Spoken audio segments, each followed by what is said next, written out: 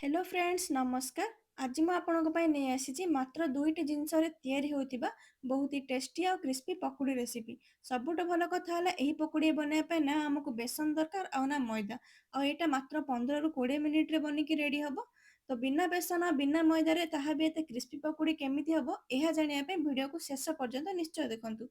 ତ ଚାଲନ୍ତୁ ଡେରି ନ କରି ଭିଡ଼ିଓ ବନେଇବା ଷ୍ଟାର୍ଟ କରିବା। ପକୁଡ଼ି ବନେଇବା ପାଇଁ ମୁଁ ଏଠି ଦୁଇଟା କଞ୍ଚା ଆଳୁ ନେଇଛି। ଆଳୁର ଚୋପା ଛଡେଇ ଭଲ ଭାବେ ଧୋଇକି ରଖିଦେଇଥିଲି। ଏବେ ଆଳୁକୁ ଗୋଟେ ଗ୍ରେଟର ସାହାଯ୍ୟରେ ଗ୍ରେଟ୍ କରିନେବା। ଗ୍ରେଟ୍ କରିସାରିବା ପରେ ଆଳୁକୁ ସାଙ୍ଗେ ସାଙ୍ଗେ ଆମେ ପାଣିରେ ପକେଇଦେବା ଆଉ ପ୍ରାୟ 5 ମିନିଟ୍ ପର୍ଯ୍ୟନ୍ତ ପାଣିରେ ଛାଡ଼ିବା। ଏହି ଷ୍ଟେପଟି ବହୁତ ଇମ୍ପୋର୍ଟାଣ୍ଟ କାରଣ ଏହା ଦ୍ୱାରା ଆଳୁରେ ଯାହା ବି ଏକ୍ସଟ୍ରା ଷ୍ଟାର୍ଚ ଥିବ ସେଟା ବାହାରିଯିବ ଆଉ ଆମ ପକୁଡ଼ିର ଟେକ୍ସଚର ଆହୁରି କ୍ରିସ୍ପି ଆଉ ଭଲ ଆସିବ। ତ 5 ମିନିଟ୍ ପର୍ଯ୍ୟନ୍ତ ଆମେ ଆଳୁକୁ ପାଣିରେ ରଖିଦେବା। 5 ମିନିଟ୍ ପରେ ଆଳୁକୁ ପାଣିରୁ ଆମେ ବାହାର କରିନେବା ଆଉ ଆଳୁରେ ଯାହା ବି ଏକ୍ସଟ୍ରା ପାଣି ଅଛି ତାକୁ ଭଲ ଭାବେ ଚିପୁଡ଼ି ବାହାର କରିଦେବା। ଆଳୁରେ ବିଲକୁଲ ବି ଏକ୍ସଟ୍ରା ପାଣି ରହିବନି। ଏବେ ଏହାକୁ ଗୋଟେ ବାଉଲକୁ ଆମେ ଟ୍ରାନ୍ସଫର କରିବା। ଏବେ ଏଥିରେ ଗୋଟେ କପ୍ ଅଟା ଆଡ୍ କରିବା। ପକୁଡ଼ିକୁ ଆହୁରି ଫ୍ଲେଭରଫୁଲ ଆଉ ଟେଷ୍ଟି ବନେଇବା ପାଇଁ ଏଥିରେ କିଛି କଟା ଭୃଷଙ୍ଗ ପତ୍ର ଆଡ୍ କରିବା। 3ରୁ 4ଟା କଟା କଞ୍ଚା ଲଙ୍କା ଆଉ ଗୋଟେ ଚପ୍ କରି ରଖିଥିବା ପିଆଜକୁ ଆଡ୍ କରିବା। ତାପରେ ଗୋଟେ ଛୋଟ ଚାମଚ ଜିରା, ଅଧା ଛୋଟ ଚାମଚ ଜୁଆଣି ଆଡ୍ କରିବା। ଜୁଆଣିକୁ ହାତରେ ଏମିତି ହାଲକା କ୍ରସ୍ କରି ଆଡ୍ କରିବେ ଯାହା ଫଳରେ ତାର ସୁନ୍ଦର ବାସ୍ନା ପକୁଡ଼ିରେ ଭଲ ଭାବେ ଆସିବ। ଏବେ ଏଥିରେ ଗୋଟେ ଛୋଟ ଚାମଚ ଗୋଲମରିଚ ଗୁଣ୍ଡ ଆଡ୍ କରିବା। ଯେହେତୁ ଆମେ ଏହି ପକୁଡ଼ିକୁ ବିନା ବେସନରେ ବନଉଛୁ ପକୁଡ଼ିରେ ସୁନ୍ଦର କଲର ଆସିବା ପାଇଁ ଆମେ ଏଥିରେ ଗୋଟେ ଛୋଟ ଚାମଚ ହଳଦୀ ଗୁଣ୍ଡ ଆଡ୍ କରିବା। ତାପରେ ସ୍ୱାଦ ଅନୁସାରେ ଲୁଣ ଆଉ କିଛି କଟା ଧନିଆ ପତ୍ର ପକେଇବା। ଏବେ ସବୁ ଜିନିଷକୁ ଭଲ ଭାବେ ମିକ୍ସ କରିନେବା। ୟାକୁ ଏମିତି ଶୁଖିଲାରେ ମିକ୍ସ କରିବା ପାଣି ନ ଦେଇ। ଯେହେତୁ ଆଳୁ ଆଉ ପିଆଜରେ ପାଣି ଅଂଶ ଥାଏ ତ ପାଣି ଆମେ ପଛରେ ଆଡ୍ କରିବା।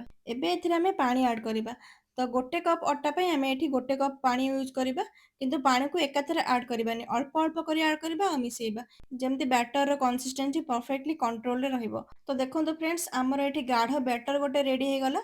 ଏବେ ଏହାକୁ 2 ମିନିଟ୍ ପର୍ଯ୍ୟନ୍ତ ଭଲ ଭାବେ ଫେଣ୍ଟି ନେବା ଯେମିତି ବ୍ୟାଟର ହାଲକା ସ୍ମୁଥ ଆଉ ଫ୍ଲଫି ହେଇଯିବ। ବ୍ୟାଟର ଭଲ ଭାବେ ଫେଣ୍ଟି ସାରିଲା ପରେ ଏହାକୁ 5 ମିନିଟ୍ ଆମେ ରେଷ୍ଟରେ ଛାଡ଼ିବା। ପକୁଡ଼ି ଫ୍ରାଏ କରିବା ପାଇଁ ତେଲକୁ ଏଠି ଗରମ କରିନେବା। ସେଥିପାଇଁ ମୁଁ ଏଠି ଗୋଟେ ନନଷ୍ଟିକ୍ କଡ଼େଇ ନେଇଛି। କଡ଼େଇରେ ଆବଶ୍ୟକ ଅନୁସାରେ ତେଲ ଆଡ୍ କରିବା। ତେଲକୁ ଏଠି ଆମେ ଭଲ ଭାବେ ଗରମ ହେବା ପାଇଁ ଛାଡ଼ିଦେବା। ବ୍ୟାଟରକୁ ରେଷ୍ଟ ରଖି ଏଠି 5 ମିନିଟ୍ ହେଇଗଲାଣି। ଏବେ ପକୁଡ଼ି ଛାଣିବା ପୂର୍ବରୁ ଆମେ ବ୍ୟାଟରରେ ଆଉ କିଛି ଜିନିଷ ଆଡ୍ କରିବା। ତ ପ୍ରଥମେ ଏଥିରେ 2ଟା ବଡ଼ ଚାମଚ ସୁଜି ଆଡ୍ କରିବା। ତାପରେ ପକୁଡ଼ି ଆଉ କ୍ରିସ୍ପି ବନେଇବା ପାଇଁ ଏଥିରେ 2ଟା ବଡ଼ ଚାମଚ ଚାଉଳ ଚୂନା ଆଡ୍ କରିବା। ଲାଷ୍ଟରେ ଅଧା ଛୋଟ ଚାମଚ ବେକିଂ ସୋଡା ଆଡ୍ କରିବା। ଏବେ ସବୁ ଜିନିଷକୁ ଭଲ ଭାବେ ମିକ୍ସ କରିନେବା ଯେମିତି ସୁଜି, ଚାଉଳ ଚୂନା ଆଉ ବେକିଂ ସୋଡା ବ୍ୟାଟର ସହିତ ପରଫେକ୍ଟଲି ମିକ୍ସ ହେଇଯିବ। ଏପଟେ ତେଲ ମଧ୍ୟ ଭଲ ଭାବେ ଗରମ ହେଇଗଲାଣି। ଏବେ ବ୍ୟାଟରକୁ ଆମେ ହାତରେ ଛୋଟ ଛୋଟ ସେପ୍ରେ କରି ତେଲରେ ପକେଇବା। ଯଦି ଆପଣ ଛୋଟ ଛୋଟ ସେପ୍ରେ ପକେଇବେ ତାହେଲେ ଏଇଟା ଭଲ ଭାବେ କ୍ରିସ୍ପି ଆଉ ଇଭେନଲି ଫ୍ରାଏ ମଧ୍ୟ ହବ। ଏବେ ପକୁଡ଼ି ଗୁଡାକୁ ଆମେ ମିଡିୟମ ଫ୍ଲେମରେ ଧୀରେ ଧୀରେ କରି ଫ୍ରାଏ କରିବା। ପ୍ରଥମେ ଗୋଟେ ସାଇଡ ଭଲ ଭାବେ ଫ୍ରାଏ ହେବା ପାଇଁ ଦବା। ମଝିରେ ମଝିରେ ତୁରନ୍ତ ଓଲଟେଇବାନି।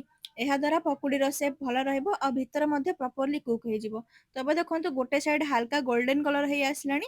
ଏବେ ଆମେ ୟାକୁ ଆର ପଟକୁ ଓଲଟେଇ ନେବା ଆଉ ଅନ୍ୟ ସାଇଡ ମଧ୍ୟ ଭଲ ଭାବେ ଫ୍ରାଏ କରିନେବା। ଦୁଇ ସାଇଡକୁ ମଝିରେ ମଝିରେ ଓଲଟେଇ ଫ୍ରାଏ କରିବା ଯେମିତି ପକୁଡ଼ିର ସବୁ ସାଇଡ ଗୋଲ୍ଡେନ ଆଉ କ୍ରିସ୍ପି ହେଇଯିବ। ଫ୍ଲେମକୁ ବେଶୀ ହାଇରେ ରଖିବେନି ନହେଲେ ବାହାରୁ ଜଲ୍ଦି କଲର ଆସିଯିବ କିନ୍ତୁ ଭିତରଟା ଭଲ ଭାବେ କୁକ୍ ହେଇନଥିବ। ଆଉ ଯେହେତୁ ଆମେ ବ୍ୟାଟରରେ ସୁଜି ଆଉ ଚାଉଳ ଚୂନା ଆଡ୍ କରିଛୁ ଫ୍ରାଏ ହେଲା ପରେ ପକୁଡ଼ିର ବାହାର ପଟ ଏକଦମ କ୍ରିସ୍ପି ଆଉ କ୍ରଞ୍ଚି ଲାଗିବ। ଏଠି ଦେଖନ୍ତୁ ଫ୍ରେଣ୍ଡସ୍ ପକୁଡ଼ିର କଲର କେତେ ସୁନ୍ଦର ଦେଖାଯାଉଛି ନା, ପୁରା ଗୋଲ୍ଡେନ କଲର ଦେଖାଯାଉଛି ଆଉ ଟେକ୍ସଚର ମଧ୍ୟ ଏକଦମ କ୍ରିସ୍ପି ଲାଗୁଛି। ତ ଏବେ ଆମେ କଣ କରିବା ପକୁଡ଼ି ଗୁଡାକୁ ପ୍ଲେଟକୁ ଏମିତି ବାହାର କରିନେବା। ଆପଣ ଏଠି ଦେଖିପାରୁଥିବେ ପକୁଡ଼ି ଗୁଡିକ କେତେ କ୍ରଞ୍ଚି ଆଉ କ୍ରିସ୍ପି ବନିଛି। ଆଉ ସବୁଠୁ ଭଲ କଥା ହେଲା ଏହି ପକୁଡ଼ି ବନେଇବା ପାଇଁ ଆମେ ବେସନ କି ମଇଦା କିଛି ବି ୟୁଜ୍ କରିନି। ମାତ୍ର ଆଳୁ ଆଉ ଅଟା ସହିତ ଏଇ ଡିଫରେଣ୍ଟ ପ୍ରୋସେସରେ ବନିଛି ଆଉ ରେଜଲ୍ଟ ଦେଖନ୍ତୁ ଏକଦମ ପରଫେକ୍ଟ। ଆପଣମାନେ ମଧ୍ୟ ଏଇ ଡିଫରେଣ୍ଟ କ୍ରିସ୍ପି ପକୁଡ଼ି ରେସିପି ଘରେ ନିଶ୍ଚୟ ବନାନ୍ତୁ। ଯଦି ଆଜିର ରେସିପି ଆପଣମାନଙ୍କୁ ପସନ୍ଦ ଆସିଥାଏ ଭିଡ଼ିଓକୁ ଲାଇକ୍, କମେଣ୍ଟ ଆଉ ସେୟାର ନିଶ୍ଚିତ କରନ୍ତୁ।